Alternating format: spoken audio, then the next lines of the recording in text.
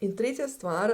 skozi katero lahko skomuniciramo tega našega asa, torej skozi vsebino, je pa to, da vas spodbujam, zdaj tale bo majčkeno bolj varianta,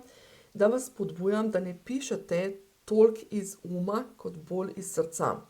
Skratka, nekateri boste to prepoznali kot koncept pisanja oziroma izražanja skozi naš višji jaz, torej ta naš higher self.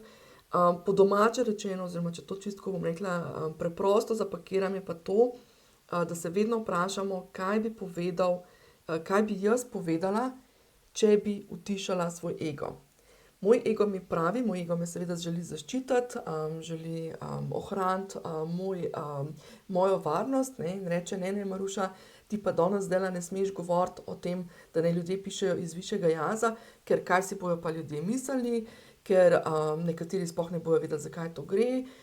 ker bojo nekateri rekli, tele Maruši se je pa čisto zmešali in tako naprej, ne, skratka. In potem jaz utišam tega mojega egiča in mu rečem, glej, jaz verjamem, da so to,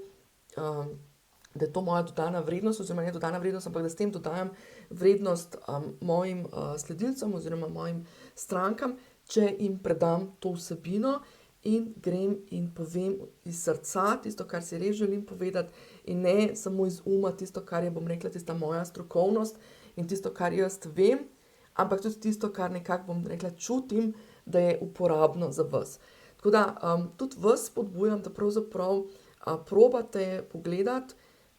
kje se cenzurirate, čisto, bom rekla, konkretno rečeno, kje se cenzurirate, ko podajate vsebine,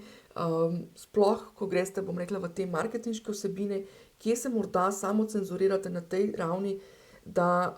zaradi tega, bom rekla, ega oziroma zaradi nekega strahu, zaradi nekaterih prepričanj ne podelite, bom rekla, stvari, ki bi jih morda v komunikaciji ena na ena ali pa nekje drugje podelili in s tem, bom rekla, tudi opolnomočili svoje sledilce oziroma svoje potencialne stranke oziroma udeležence tudi v svojih programih.